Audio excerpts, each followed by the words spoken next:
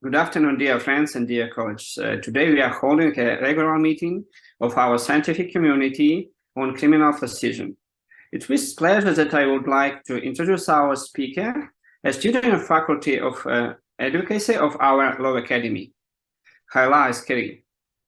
She will tell us about court hearings via video conference based on the practice of the European Court of Human Rights.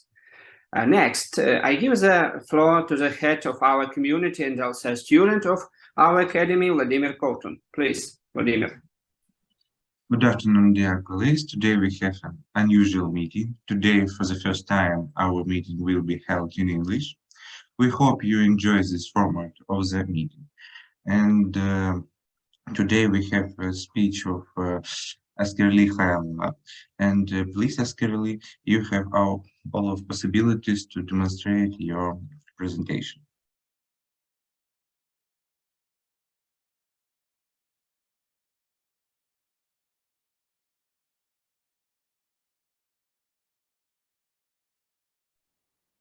Thank you.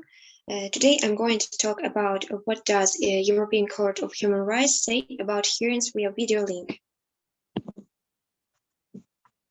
The development of modern means of communication techniques in combination with the need to save time and money has led to the introduction of possibility of hearing suspects, witnesses, and experts by means of video conferencing. The need for video conferencing in criminal cases arose in countries with a large territory. Other reasons for introduction include the wish to protect minor and other vulnerable witnesses from confrontation with the suspect, the reduced risk of escapes and problems that could arise from an escape, such as personal injury and mass police deployment. Also, it is increasing the quality of the process. Witnesses who otherwise wouldn't be able or in a less direct form to contribute to establishing the truth or not available to the parties and the judge. And it is reducing delays because the suspect cannot be present in court on time as a result of traffic jams or for other reasons. The COVID-19 crisis accelerated the use of remote or video hearings in courts in many European countries. But video hearings didn't start with the pandemic. Important experiments were already made in Australia, Singapore, and the United States. In Council of Europe countries such as Austria, Finland, France, Germany, Poland, Spain, and Ukraine, legal regulation for video hearings was also in place before the pandemic, even if they were not used very often. Ukrainian courts in general use the internal special software for video hearings, EasyCon system, developed by a special state company, which is the administrator of the Unified Judicial Information and Telecommunication System in Ukraine. Currently, there is no completely safe place in Ukraine, and sirens sound almost every day in every area of our country. Thus, such circumstances as a threat to life and health, as well as the forced departure of some of the participants in the proceedings outside of Ukraine, indicate the need to conduct court hearings via video link. The general application of video conference, especially as online solution, lowers the threshold to access the justice, accelerates the procedures, ensures the social distancing, but requires both legal and technical preparedness. From the legal point of view, the application of video conference system ensures the accessibility of the procedure, the presence of the parties, the equality of arms, and the publicity of the hearings. These topics fall within the scope of the right to a fair trial. The right to a fair trial is granted by Article 6 of the European Convention on Human Rights. In a different way, it's applicable both in civil and criminal procedures. It is clear that when the European Convention was drafted in 1915, the physical arraignment of the defendant before the judge was assumed. The same applies to the hearing of witnesses and experts. But on the other hand, it established that European court case law that the European Convention is a living instrument which must be interpreted in light of the present-day conditions. So the use of video conference system has been contested and adjudged in several cases of the European Court. The first time when the European Court examined the compatibility of the use of a video link with the right to a fair trial was in 2006 in the case of Marcello Viola versus Italy. This scheme became an origo of the cases where the question involves the use of video conference system. Therefore, the detailed exploration of the case is reasonable. It is a criminal case against a person suspected of several homicides and membership of the mafia, Viola, who was detained and had the opportunity during the appeal proceedings of attending his trial via video conference link. He was also able to communicate confidentially with his lawyers. Before the court, Viola invoked a violation of Article 6, paragraph 1 and 3 of the European Convention and said that he was forced to use video conference on his hearing, which created difficulties for his defense. The European Court commenced with an explanation of the right of a defendant to personally appear at the criminal proceedings. The interest of victims and witnesses shouldn't be disregarded in this connection, even if their interests are not included in Article 6 of the Convention.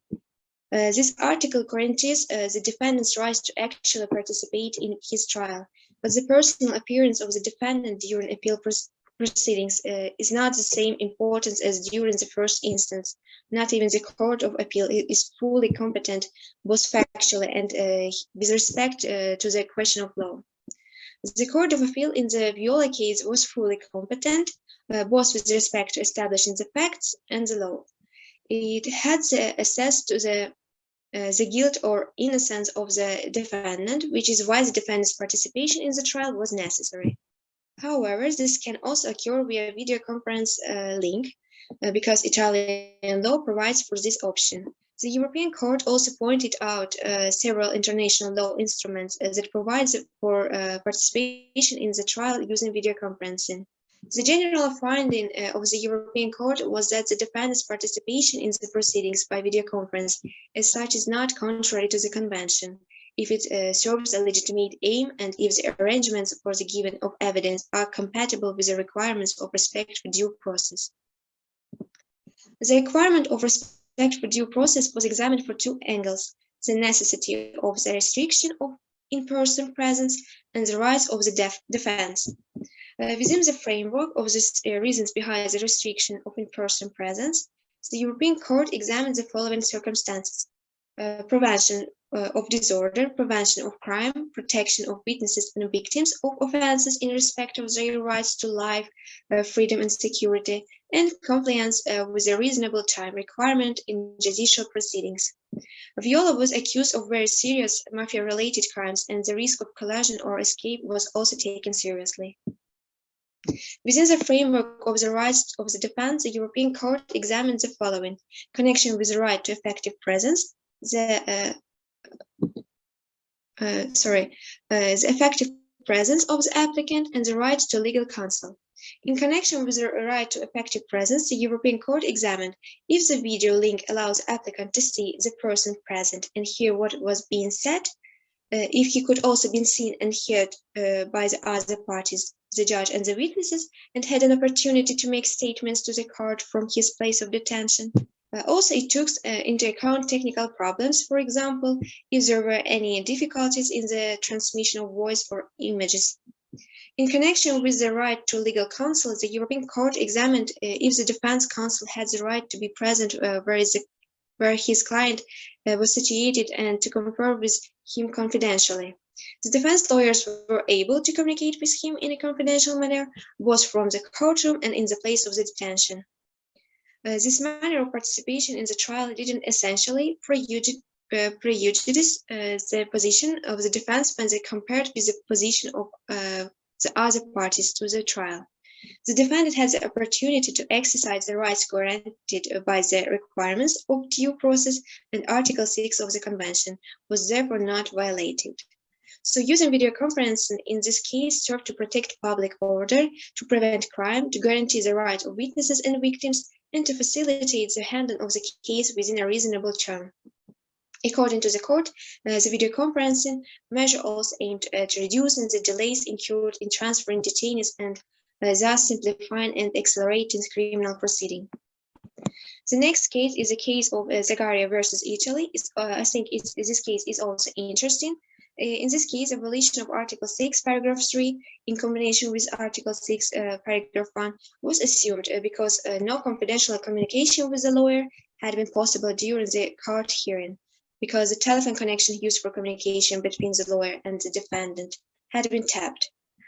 This case also concerned crimes related to the mafia. Zagaria was located in prison and was connected to the courtroom by means of video conference link. He communicated confidentially with his lawyer using the telephone. In the file, however, his lawyer found a written drawn up by a police officer of a conversation with his client concerning effects and a man called RG. It is essential to a fair trial that a defendant can give his lawyer instruction in a confidential manner when his case is discussed and the evidence is produced.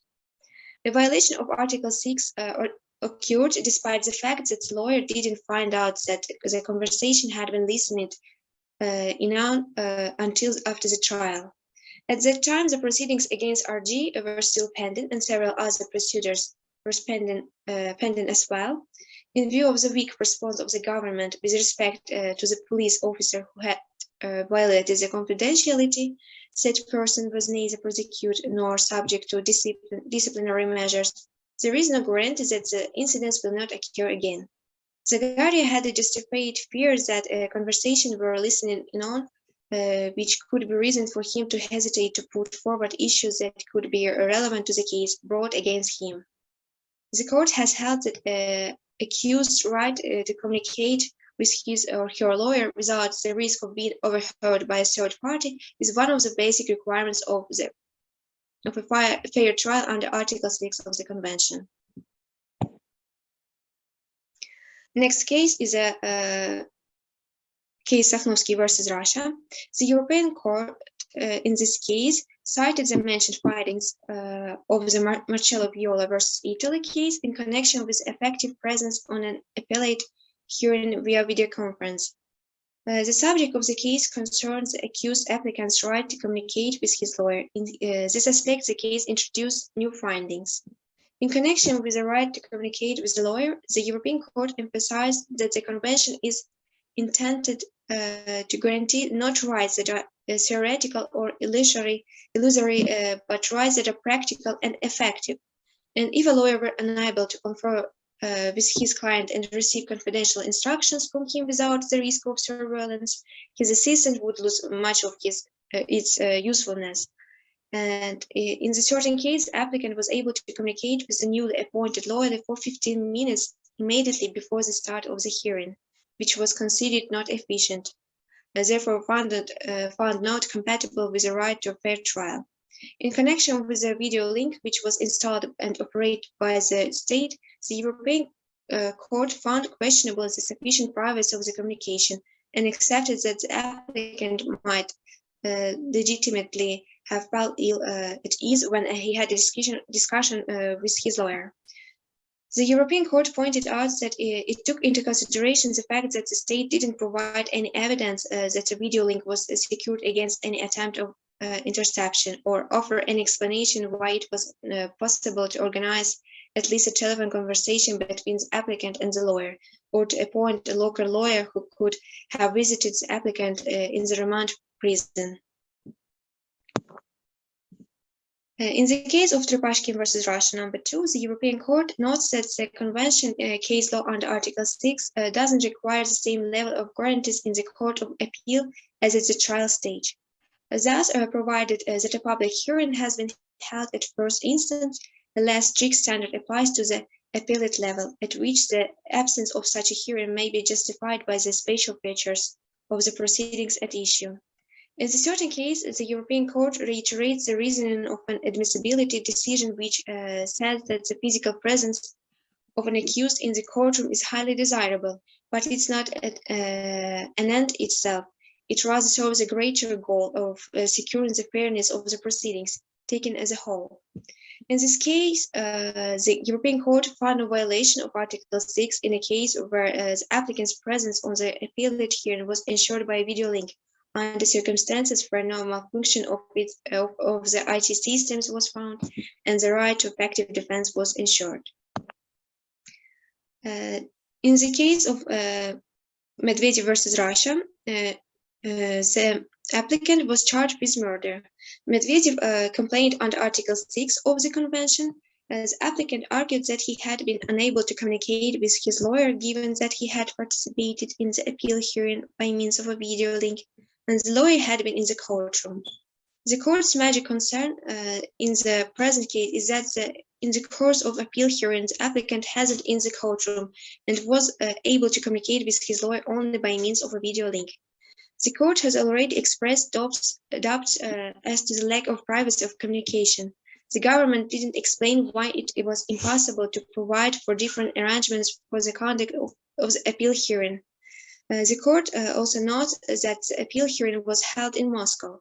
The applicant and counsel were also in Moscow. It's obvious that counsel wouldn't have encountered any difficulty in being in the same room with the applicant during the appeal hearing, nor does the court discern any compelling reason to justify the authorities' decision to arrange for the applicant's participation in appeal hearing via video link rather than ensuring his presence in the courtroom. So the domestic authorities have to provide sufficient reasons if they decide that the defendant will participate in hearings via video conference. And the last case is Grigorievsky versus Russia. In this case, applicant hadn't been provided with legal aid counsel during the appeal hearing.